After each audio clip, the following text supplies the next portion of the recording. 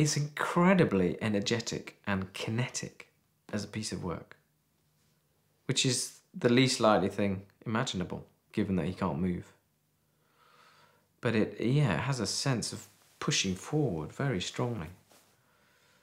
But then that's Danny's style. He can make a still photograph move, metaphorically. You know, he loves that, the nature of film, that it is a forward-moving medium. Yes, there is that sense of destiny that because I wrote in the film, he has a line where he says, "This boulder's been waiting for me all my life, from the minute I was born." And Aaron said he really understood that line, because it was like these two things were kind of destined. This was destined to happen to him at some stage. And he was lucky enough to have a second chance. What really interested me about Aaron's story is not that he chopped his own arm off, but what he was doing down there on his own without having told anyone where he was going.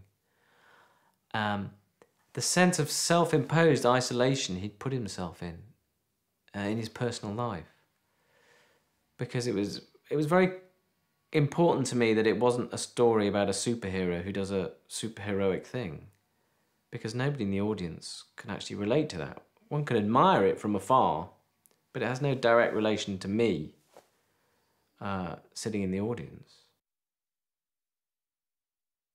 It's his defining moment in his life. I mean, I think lots of us have defining moments, defining phases, as you move from being a child to a teenager to an adult, or wherever it is. So we have periods of our lives that are defining.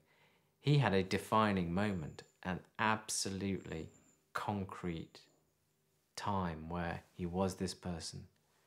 Something extraordinary happens, and then he's this person. And there won't be another moment in his life that is as significant. So you have, as the writer, you have a real responsibility to get that right.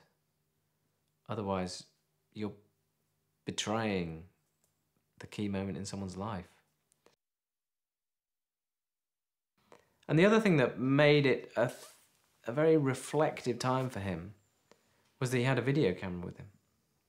And he recorded a lot of memories and a lot of messages to his friends and family, and talked about the past a lot, which of course makes the film possible. It's the one thing that makes it possible. It's our access into his past, really, through the video messages that he leaves for people.